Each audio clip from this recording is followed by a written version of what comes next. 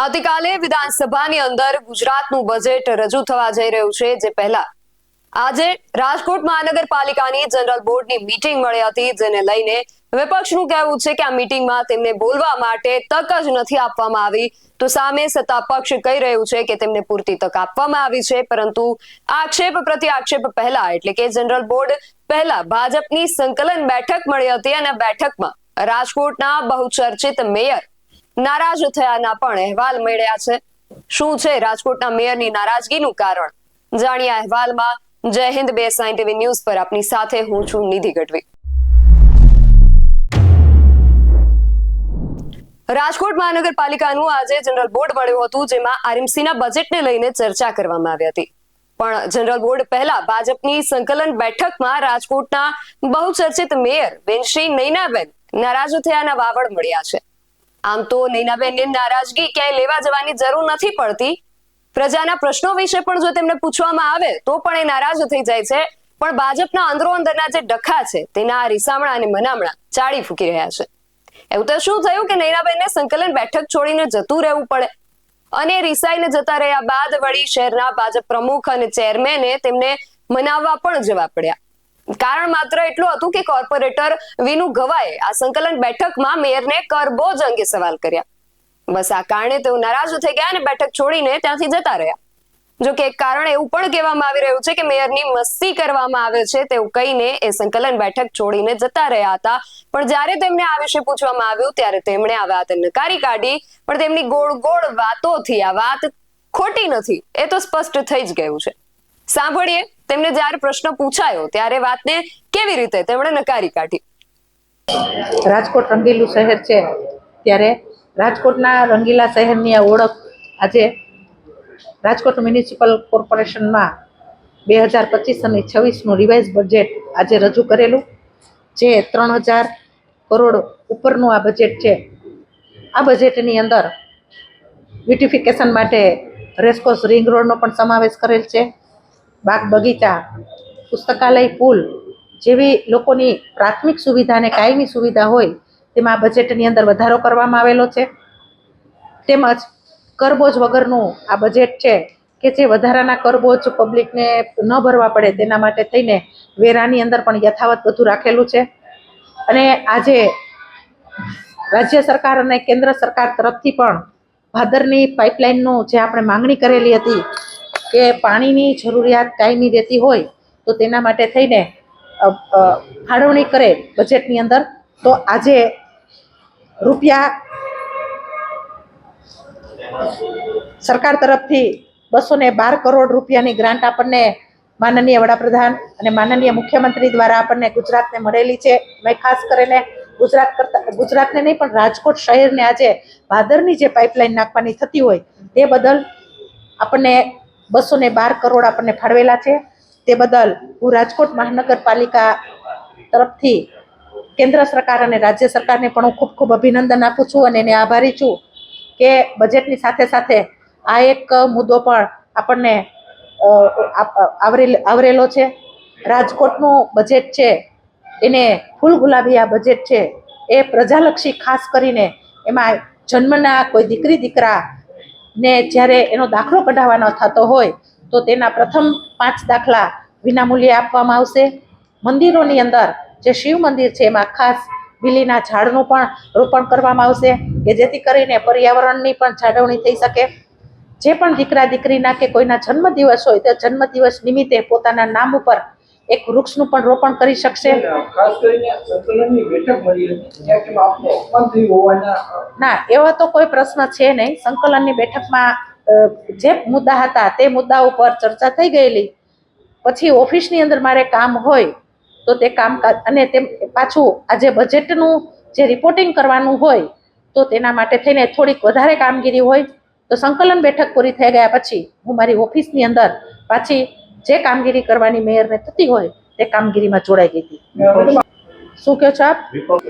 તેમને બોલવા માટેનો અમે સમય આપેલો હતો, પણ જ્યારે જનરલ બોર્ડનો સમય પૂરો થઈ જતો હોય ત્યારે એના સમયને અમે ચોક્કસપણે સાંભળેલું છે અને એને પણ બોલવા માટેની એક તક આપેલી છે, તો તેને પણ અમે સાંભળેલા છે। પણ જ્યારે બોર્ડની ગરિમા એટલે કે એનો સમય પૂરો થઈ જતો હોય તો ત્યારે અને બજેટને મારે અભિનંદન આપવાના થતા હોય તો એ સ્પીચ લેવાની હોય તો એ સ્વાભાવિક છે કે એનું રજૂ કરેલી એની વેદના છે, એના નવા બજેટની અંદર એને શું મૂકવું છે, એ ચોક્કસપણે વિપક્ષે પણ રજૂ કરેલું છે. મેં તમને વાત કરી કે સંકલનની બેઠકની અંદર તમામ મુદ્દાઓ આવરી લીધા હતા. સંકલનની બેઠક સરસ રીતે પણ પૂરી થઈ ગઈ હતી, પણ મારે મેયર ઓફિસની અંદર કામગીરી હતી એના માટે થઈને હું ત્યાંથી નીકળી હતી અને મારી ઓફિસની અંદર જે કામગીરી મારે વધારાની બાકી રહી જતી હતી એ કામગીરી માટે હું મારી ઓફિસની અંદર આવેલી હતી.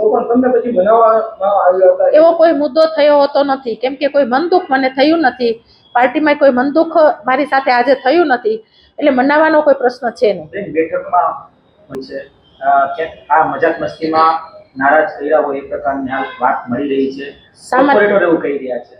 સામાન્ય હોય તો ક્યારેક એવી કોઈ મજાક નથી થતી કે કોઈને ટાર્ગેટ કરીને, ભાઈઓને કે બહેનોનું ટાર્ગેટ કરીને કોઈ મજાક કરતું હોય. સામાન્ય હળવી ફૂલ રીતે ચર્ચા થતી હોય એ જ ટાઈપની ચર્ચા થઈ હતી. હળવી ફૂલ ચર્ચા થઈ છે એવું કહીને મજાક મસ્તીની વાત છે એ વાતને તેમણે નકારી કાઢી. પણ તેમણે જે રીતે વાત કરી કે વિપક્ષને પોતાની વાત રજૂ કરવાનો મોકો મળ્યો જ હતો, પરંતુ જ્યારે અમે વિપક્ષ નેતા વશરામભાઈ સાગઠિયા સાથે વાત કરી ત્યારે તેમણે કહ્યું કે અમને બોલવાનો મોકો જ નથી આપ્યો. આ બંનેની વાતમાં વિરોધાભાસ છે. વશરામભાઈએ પોતાની વાત અમારી સામે રજૂ કરતા શું કહ્યું એ સાંભળીએ. આ ભાજપના લોકો પાસે લોકશાહીની અપેક્ષા રાખવી એ બિલકુલ નકામી છે. કારણ કે લોકશાહી જેવું કઈ રહેવા નથી દીધું રાજકોટમાં, અને એ લોકો ફક્ત ને ફક્ત પોતાની વાહવા વાળી વસ્તુ હોય, વાહવા વાળી સાંભળવાની કોઈ ઈચ્છા વાળા હોય એને જ બોલવા દે છે, બાકી કઈ છે નહીં.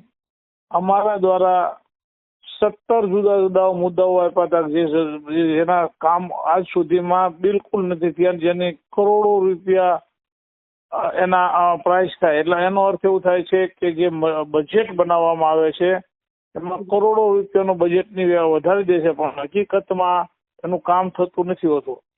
દાખલા તરીકે ચાલુ છે ને ફોન? જી જી. હા, દાખલા તરીકે મેં 17 જુદા જુદા પ્રોજેક્ટોની વાત કરી તો એમાં એવી પ્રોજેક્ટ આજ સુધીમાં કશું જ કામ નથી થયું. દાખલા તરીકે કટારિયા રોડ, કટારિયા ચોકડી વાળો ઓવરબ્રિજ, તો ત્યાં કામ હજી 0 છે, કોઈ કામ નથી.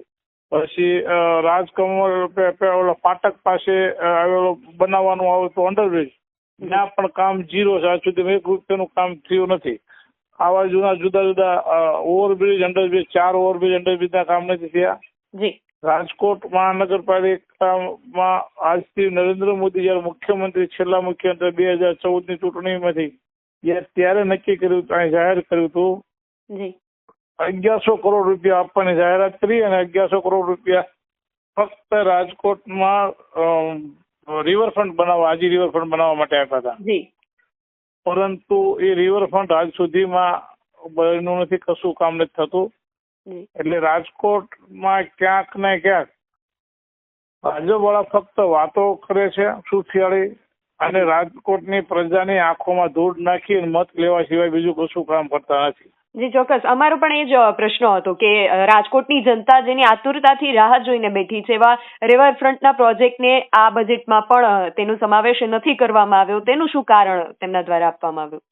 એમ કે નહીં, ક્યાં કારણ પૂછ્યું, એનો અર્થ જવાબ આપવાની જગ્યાએ લોકો બોર્ડ મેયર સાહેબ વચ્ચેથી બોલવા માંડ્યા અધ્યક્ષ તરીકે. અધ્યક્ષને બોલવાનું હકીકતમાં હોતું નથી, કારણ અધ્યક્ષનું કામ સભા સંચાલનમાં ધ્યાન રાખવાનું, બધું લીગલી કેમ વાત એ બધું કરવાની જવાબદારી છે.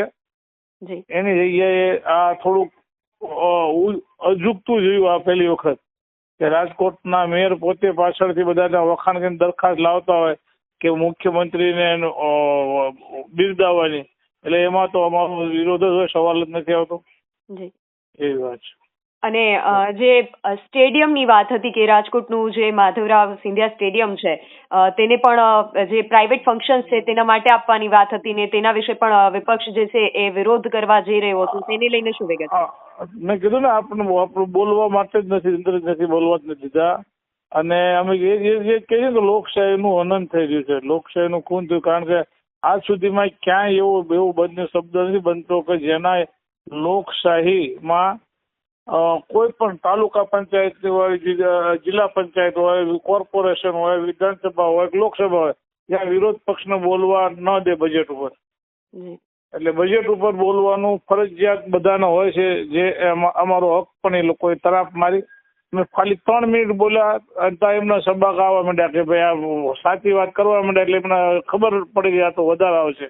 અને મેં ચેલેન્જ કરી હતી કે હું આમાં જે પુરાવા આપું છું એમાં એક પણ પુરાવો ખોટો નીકળે તો હું રાજીનામું આપીશ અને આપ અથવા મારી પર આપ કેસ કરી શકશો. પરંતુ એ લોકો કશું કરી નથી શક્યા. અને વશમભાઈ, આપણા જે મ્યુનિસિપલ કમિશનર છે તેમના દ્વારા જે કર બોજો છે, કર જે ટકાવારી છે તેને વધારવાની જે રજૂઆત છે એ કરવામાં આવી હતી અને બજેટમાં તેને અવગણવામાં આવી છે. તો શું આ રાજકોટની જનતાને માત્ર સારું દેખાડવા માટે આ જે કર વધારો જે છે તેની જે રજૂઆત હતી તેને ફગાવવામાં આવી છે?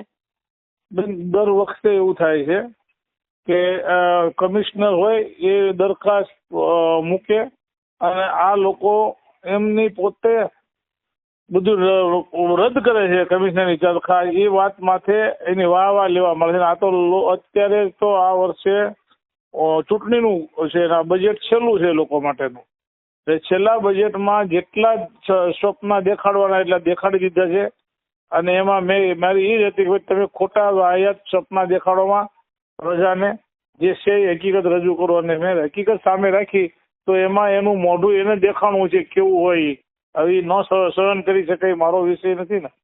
જી ઓકે જી વશમભાઈ, આપ અમારી સાથે જોડાયા તે બદલ આપનો ખૂબ આભાર. રાજકોટમાં જે નવી યોજનાઓ લાગુ કરી છે તે સારી છે, પણ જૂની યોજનાઓનું શું? ક્યાં ગયા રિવરફ્રન્ટની યોજનાના 1100 કરોડ રૂપિયા? જે પુલના વાયદાઓ કર્યા એ પુલ ક્યાં? સત્તા પક્ષને હું કહેવા માંગુ છું કે તમે વિપક્ષનો અવાજ દબાવી શકશો, અમારો નહીં.